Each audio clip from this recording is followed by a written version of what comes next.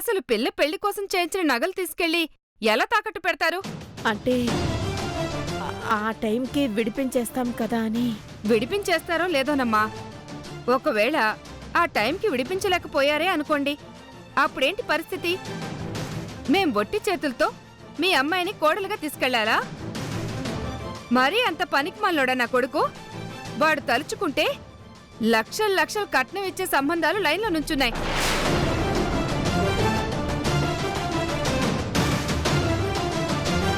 కరెక్టే, మీ ఓడి చదువుకున్నాడు. అప్పుడు మేము ఇబ్బందుల్లో ఉంటే ఆ సమస్యను చిటికలో పరిష్కరించాడు. మీ అబ్బాయి చాలా గొప్పోడు. తలుచుకుంటే ఇంతకన్నా గొప్ప సంబంధమే వస్తుంది. కానీ మీరు వీళ్ళ సంబంధం చేసుకోవాలనుకోవటం మీ గొప్పతనం. కానీ ఏం చేస్తాం, వాళ్ళు ఎట్లా చేశారు. తప్పు కదండి ఇది నటరాజన్ గారు. అది కదండి, మేం తాకట్టు పెట్టిన మాట వాస్తవమే. కానీ పెళ్లిలోపు అవి వచ్చేస్తాయి. మేము ఏదో ఒకటి చేసి ఏర్పాటు చేస్తాం. లేదండి, ఇదేం మాకు సరిపడలేదు. మేము ఒకసారి మా అబ్బాయితో మాట్లాడి విషయం తేలుస్తాం. అయ్యయ్యో, ముహూర్తాలు పెట్టుకుందామని వచ్చి మీరిలా అనుకున్నామండి. మీరుండండి. ఇంతవరకు మీరు చెప్పిన దానికి అన్నింటికీ సరే అన్నాను. కానీ మన దగ్గర వీళ్ళు అలా దాచిపెట్టి చేయడం కరెక్ట్ కాదండి. సారీ, మీరింత త్వరగా పెళ్లి గురించి మాట్లాడతారని మేమనుకోలేదు. అమ్మ అప్ప తప్పు లేదు, ఇదంతా నా తప్పే. తప్పు మీద మీ అమ్మా నాన్నలదా అనేది మీరు చూసుకోండి. మాకైతే ఇది నచ్చలేదు. నేను చాలా హర్ట్ అయ్యాను. పంతులు గారు, ముహూర్తాలు ఏం లేవు ఇప్పుడు, తర్వాత చూసుకుందాం. అది కాదు అమ్మా. మీరుండండి, ఏం మాట్లాడకండి. మేము వస్తామండి. పంతులు గారు బయలుదేరండి. అయ్యో, ఏం సంబంధమో ఏంటో, భలే సంబంధం దొరికింది. అది దాచిపెట్టేదైనా చెయ్యాలనుకుంటే ఇట్లానే అవుతుంది. ఇప్పటికి కూడా మించిపోయిందేమి లేదు. వాళ్ళని పిలిచి మాట్లాడండి. కావాలనంటే మీ అమ్మాయి ఇస్తానన్న నగల్ని ఈడిపించుకోవడానికి నేను అప్పిస్తా. వద్దండి, ఆ డబ్బులు వ్యాపారంలోనే ఉన్నాయి కదా, మేం చూసి విడిపించేస్తాం. ఏదో ఒకటి చేయండి, లేకపోతే పెళ్ళి ఆగిపోయేటట్టుండదే. చూసుకోండి మరి. నువ్వా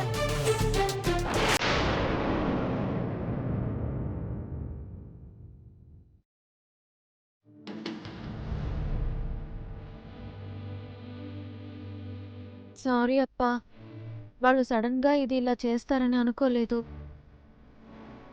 మేము అనుకోకుండానే కదమ్మా ఇచ్చాం. ఈ నెలలోనే పెళ్ళి అని అనుకుంటే ఆ నగలు తాకట్టు పెట్టడానికి ఒప్పుకునే వాళ్ళమే కాదు. తప్పు మా వైపున ఉంది. సరే, వాళ్ళేదో మనం దాచిపెట్టామని అపార్థం చేసుకుని వెళ్ళిపోయారు. వాళ్ళకిప్పుడు ఏం చెప్పాలో ఏంటో ఏమీ అర్థం కావట్లేదు. ఏంటి గీత, అనవసరంగా నువ్వు ఆ నగలు అడిగావు, మేము వచ్చేసాం. ఇప్పుడు ఇలా అయిపోయింది. అత్త, పెళ్ళి అనేది ఎవరు ఆపినా ఆగేది కాదు. ఏది ఎప్పుడు జరగాలో అప్పుడే జరుగుతుంది. అంతా మన మంచిగా అనుకోండి. ఏం మంచి బాబు, ఇవాళ ముహూర్తాలు పెట్టుకుంటే నెలలోపు పెళ్ళైపోద్ది. దీన్నైనా సంతోషంగా అత్తారింటికి పంపించేద్దాం అనుకున్నావు. ఇప్పుడు ఎలా అయింది ఏంటో.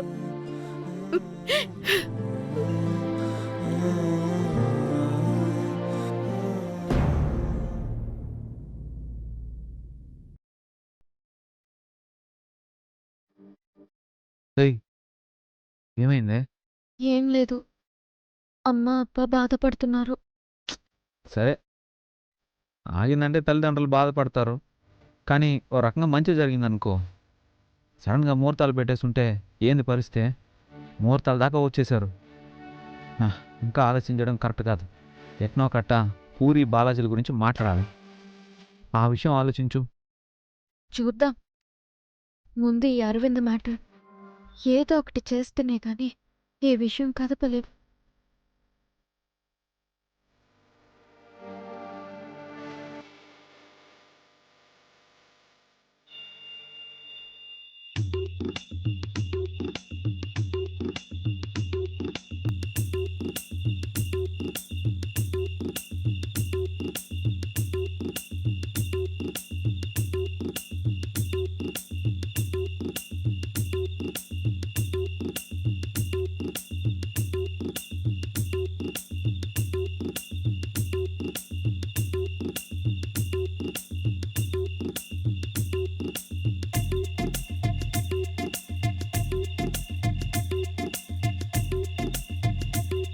పూరి కనపట్లేదు ఏంది?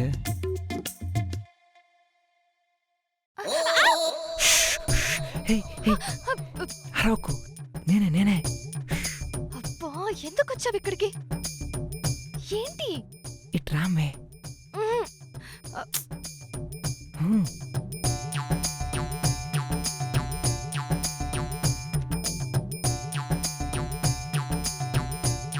ఏంటి బూచోడి మాదిరిగా వచ్చి ఇక్కడ నిలబడ్డావు? భయపడి చచ్చాను తెలుసా? ఏందే బూచుడు మాదిరిగా ఉన్నానా నేను? మరి చీకట్లో ఇలా కనపడితే ఇంకేమంటారు? సర్లే, ఈ జన్మకి నీకింతే. ఈ బూసోడే నీ గతే. హ్మ్, ఏం చేస్తాం, నా తలరాత అంతే, తప్పదు కదా. నువ్వు అనుకునుంటే నీ తలరాతను మార్చుకునేదాన్ని పూరి. అరవింద్ చూసేదానికే నాకన్నా బాగుంటాడు, బాగా చదువుకున్నాడు, పెద్ద ఉద్యోగం కూడా చేస్తూ ఉంటాడు. అతన్ని పెళ్లి చేసుకుంటే ఫారెన్లో కార్లు, విలాసవంతమైన జీవితం దొరికేది. కానీ ఏడా మా ఇంట్లో మా అమ్మకాడ కోట్లు డబ్బున్నా మేము మాత్రం పేదోళ్ళమే. మా చేతుల్లో డబ్బులు ఉండవు, స్వేచ్ఛ ఉండదు. కానీ నువ్వు నా కోసం అతను వదులుకున్నావు. ఇదంతా అర్థం చేసుకోకుండా ఇంతకుముందు ఫ్రస్ట్రేషన్లో ఎన్నెన్నో మాటలనేసిన. సారీ పూరి. అబ్బా ఇప్పుడు అవన్నీ ఎందుకు? నువ్వు అయిపోయిన దాని గురించి బాధపడితే నాకు చాలా బాధగా ఉంటుంది. ఎప్పుడు పాజిటివ్గా ఉండు, అన్నీ మంచే జరుగుతాయి. అవును, ఈరోజు నాకు ఆ విషయం ఇంకా బాగా అర్థమైంది. అరవింద్ వాళ్ళ అమ్మ నాయన ముహూర్తాలు పెట్టుకోవడానికి వస్తున్నారన్నప్పుడు నా గుండెని ఎవరు మెలి తిప్పేసినట్టు అయిపోయింది. ఆ బాధతో, భయంలో నేనేదైనా గొడవ చేసుంటే పరిస్థితి ఎట్టా ఉండేదో ఏమో. కానీ నాకే తెలియకుండా ఓపికగా ఉండడం వల్ల ఏమో పెట్టాల్సిన ముహూర్తం పెట్టకుండా ప్రస్తుతానికి వాయిదా పడిపోయింది. లేకపోతే ఈ పాటికి నేనేమైపోయి ఉండో. నిన్నలా వదిలేస్తానా? వదిలేయను. చాలా థ్యాంక్స్ పూరి. ఇవాళ ప్రశాంతంగా ఆనందంగా ఉన్నాను. ఆగు, నీకోసం ఒకటి తీసుకొచ్చిన. ఏంటది? చాక్లెట్. చాక్లెటా? ఇందా. సరే ఉండు.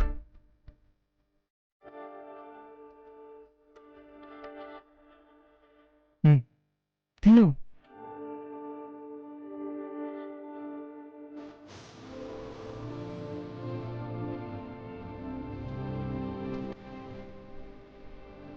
ప్రస్తుతానికి ఇప్పుడు ప్రమాదం తప్పించుకున్నాం. కానీ ముహూర్తాల కాడికి వచ్చిన తర్వాత ఆ వచ్చిన ఇబ్బందుల గురించి ఏదోటి మాట్లాడి మళ్ళీ ముహూర్తం పెట్టేదానికి సిద్ధపడిపోతారా? ఈ లోపే ఏదోటి చెయ్యాలా. ఏం చెయ్యాలా?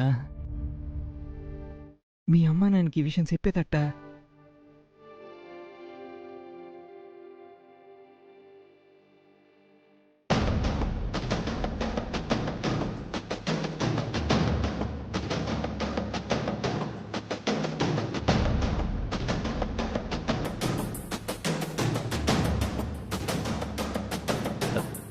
నారాయణ గారు, జరిగిన దానికి చాలా సారీ అండి.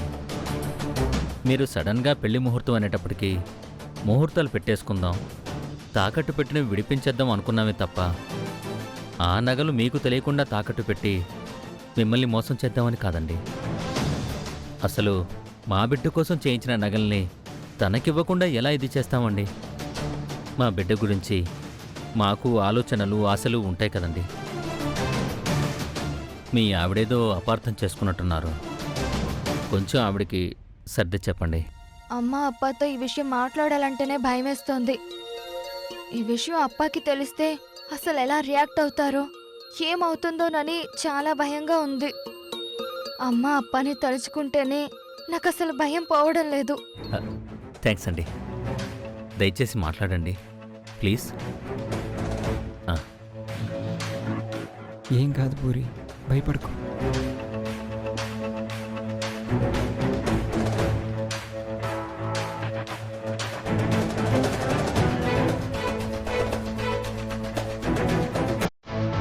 ఎవరది? ఎవరది? నాయనా,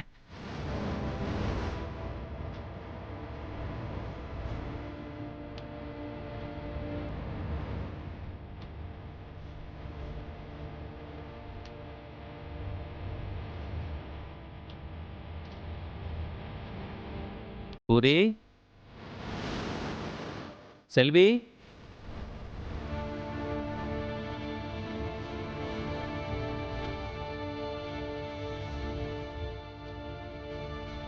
ఎవరో తిరిగాడినట్టుందే. పురుగు పుట్ర ఏమో.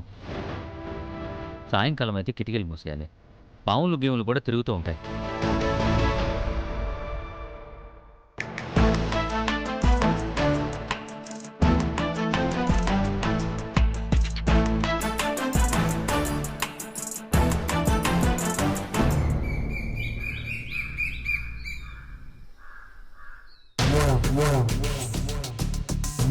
అను ఆ సాంబార్ని పిలిచేసి అని చెప్పు. సాంబారు, ఏయ్ సాంబారా, సాంబార్.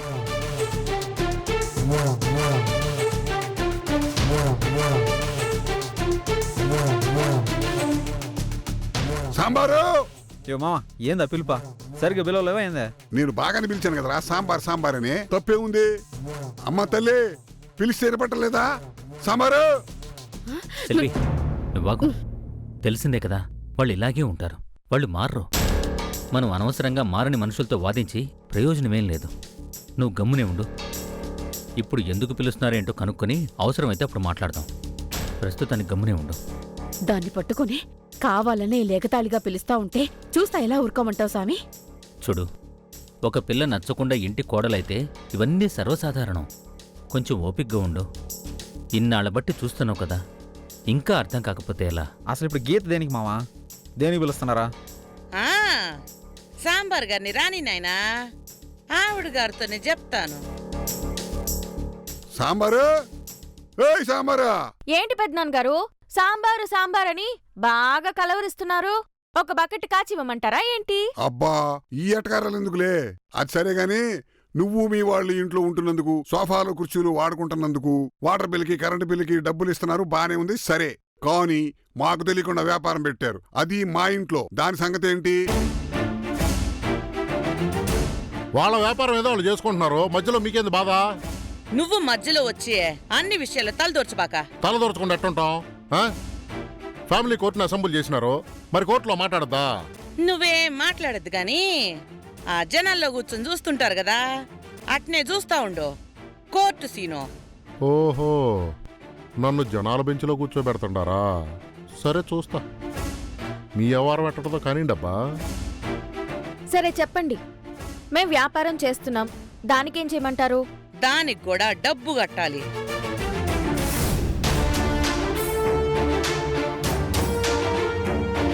దానికి మేవెందుకు డబ్బులు కట్టాలి? ఆ మరి మీరు చేస్తున్న వ్యాపారానికి ఈ అడ్రస్ వాడుకుంటున్నారో, ఈ ఇంటిని వాడుకుంటున్నారో, ఆఫీస్ పేరుతో మూలనో కుర్చీ బల్లేసుకుని ఆఫీస్గా వాడుకుంటున్నారు కదా. వచ్చే జనాలతోని పోయే జనాలతోని మమ్మల్ని ఇబ్బంది పెడతా ఉంటారు కదా. వీటన్నిటికీ కలిపి రోజుకి 300 చొప్పున నెలకి 9 కట్టాలా? కనకం, నువ్వు మాట్లాడబాక. ఓ, నేను జనాల్లో ఉన్నాను కదా. కోళ్ళ నువ్వు గాని. రోజుకి 300 చొప్పున నెలకి 9,000. 9,000 రూపాయలు అద్దిస్తే సిటీలో మంచి ఇల్లు వస్తుంది తెలుసా? మరి అక్కడే పెట్టుకోపోయారా? ఇక్కడ పెట్టమని ఎవడు బతిమాలాడు మిమ్మల్ని? అనుకుంటూనే ఉన్నాం, మంచినీళ్ళకే వీళ్ళు డబ్బులు వసూలు చేసేవాళ్ళు వ్యాపారం చేస్తే ఊరికే ఉంటారా అని. చిచి, అనుకున్నంత అయ్యింది. ఆవిడ గారి ఎత్తుగడలు నాకు బాగా తెలుసు. వీళ్ళు సంపాదించే రూపాయలో ఏది వాళ్ళ చేతికి మిగలకూడదు, అన్నీ ఎలాగైనా దోపిడీ చేసేయాలని కంకణ కట్టుకుని ఉన్నారావిడ. చూస్తాను వీళ్ళ ఆగడాలు ఎన్ని రోజులో నేను చూస్తాను. ఏదో ఒక రోజున ఆగ్రహం కట్టలు తెంచుకోవాలి, అప్పుడు చెప్తాను వీళ్ళు. నువ్వు ఊరుకోవే. ఆగ్రహం ఆగ్రహం అని ప్రతిసారీను మనం ఆకు వాళ్ళు ముళ్ళు, మనం వెళ్ళి ముళ్ళు మీద పడ్డా ముళ్ళొచ్చి మన మీద పడ్డా జరిగే నష్టం మనకే. మనింటి పిల్ల ఇక్కడుంది, కాస్త తగ్గు. మీరు అడిగినంత ఇవ్వడానికి మేము సిద్ధంగా లేము. సిద్ధంగా లేకపోతే ముందుండించి నీ వ్యాపారం తీసేయి. అద్దె కడితేనే నువ్వు వ్యాపారం చేసుకునేది, లేకపోతే కుదరదు. నేను ఇవ్వనని చెప్పట్లా, మీరు ఇంత దారుణంగా అడిగితే ఇవ్వలేను. రోజుకో 50 రూపాయలు ఇస్తాను, సర్దుకోండి. ఏంటి రోజుకి 50 రూపాయలా? ఏమన్నా ముష్ట్యా? మరి మీరు అద్దె కావాలని అడుక్కుంటున్నారు కదా. అడుక్కుంటే మాత్రం ముష్టేసినట్టేస్తావా? అదేం కుదరదు. 300 అంటే 300. పెద్ద బావగారు, అమ్మా సిటీలో దేనికి ఎంత రేట్లు ఉండాలని రూల్స్ ఒకటి ఉంటాయి కదా. మరి ఆ రూల్స్ ప్రకారమే వెళ్తే ఎక్కువ అద్దె వసూలు చేస్తున్నందుకు చట్ట ప్రకారంగా యాక్షన్ తీసుకోవచ్చు కదా.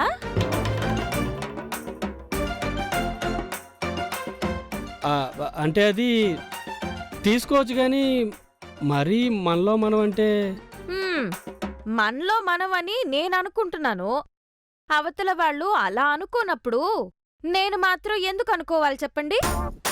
గట్టిగా అంటే నేనేం చెప్పగలనమ్మా, నిర్ణయం మీరు తీసుకోవాల్సిందే. అబ్బాబాబాబా ఎట్టా చెప్తున్నాడో చూడు సమాధానం. ఈడు గోడ మీద పిల్లి.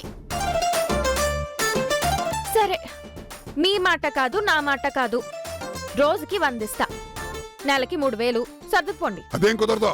సరే, కుదరదంటే పోనీ రెంట్ యాక్ట్ ప్రకారం ఏమిచ్చుకోవాలో చూసుకుని దాని ప్రకారం ఇస్తా. అవన్నీ ఎందుకులే గాని, పోతే పోయింది. కొన్నాళ్ల పాటు 100కు ఓకే, తర్వాత పెంచుతాం. హా, చూద్దాం. అమ్మా నమస్కారం. నమస్కారం. ఏంటి సిద్ధాంతి గారు ఇలా వచ్చారు? గీతమ్మ గారు రమ్మన్నారమ్మా. ఏదో ముహూర్తం పెట్టాలట.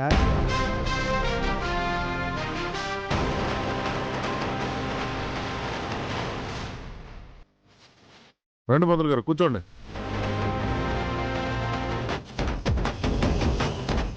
గీదా, ముహూర్తమా? దేనికి? పూరి పెళ్లి గురించి అయి ఉంటుంది.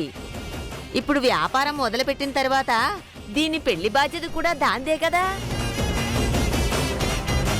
అయినా మీ అమ్మ అప్పకు ఒక్క మాట కూడా చెప్పకుండా పంతులు గారిని పిలిపించడం ఏంటి? అయ్యో, అది కాదు. ముహూర్తం లక్కమాంబక్క తిరుపతి బావ గురించి. ఆళ్ళ ముహూర్తం ఏంది? అంటే పెళ్ళయి సంవత్సరం కాబోతుంది కదత్తా. ఇప్పటి వరకు రకరకాల కారణాలతోటి వాళ్ళ తొలిరై ముహూర్తం పెట్టలేదు.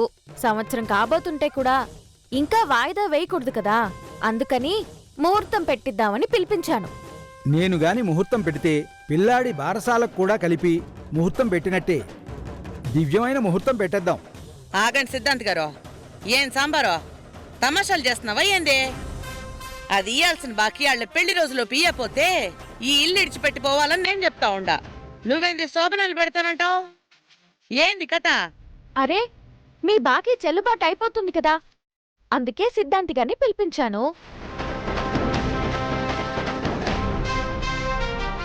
బాకీ చెల్లుబాటు అవుద్దా? ఇవ్వకుండా బాకీ ఎలా చెల్లుబాటు అవుద్ది? అక్క, ఏంటి నువ్వింకా తీసుకొచ్చి ఇవ్వలేదా?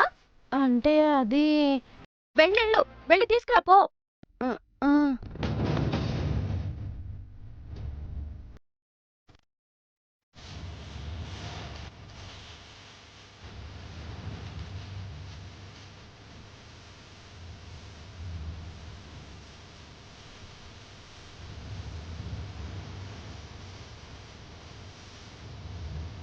ఎందుకు భయపడుతున్నావక్క? ఇప్పుడు నువ్వు డబ్బులు ఇస్తున్నావు. బాగా ధైర్యంగా గంభీరంగా ఉండి ఇవ్వచ్చు. ఇవ్వు.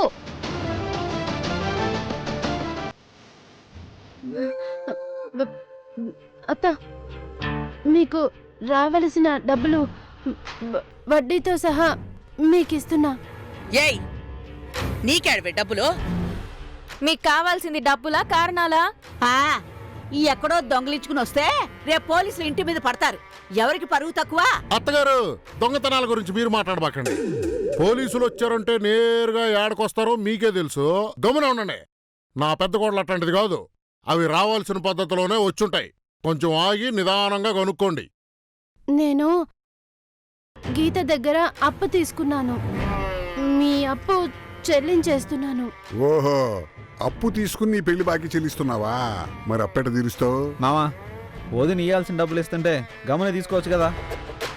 అప్పేట కడతావంటున్నావేందే? ఆమె తిప్పలేదు, ఆమె పడుతుంది. అప్పిచ్చిన వాళ్ళకి లేని బాధ మీకెందుకు చెప్పండి. ఏరా, పక్క వాయిద్యం బాగానే వాయిస్తా ఉండవు. అంటే అమ్మా, అది డబ్బులు వస్తుంటే కాదనకూడదు కదమ్మా. లక్ష్మీదేవి కళ్ళకద్దుకొని తీసుకోమంటుండ. అత్తా, డబ్బులు ఇస్తున్నారు కదా, మరి మీ చేత్తో ముహూర్తం పెట్టించండి. ఇప్పుడు కోర్టు సీన్ అయిపోయింది కాబట్టి నేను కూడా మాట్లాడచ్చు. కనకం, ఎన్నాళ్ళు నీ డబ్బులు జమ కాలేదు, నీ బాకీ తీరలేదు అని చెప్పి వీళ్ళ తొలిరే ముహూర్తం వాయిదా వేస్తూ వచ్చావు. ఇప్పుడు నీకు తప్పదు. సిద్ధాంత్ గారికి చెప్పు, ముహూర్తం పెట్టమను. వేరే దారి లేదు.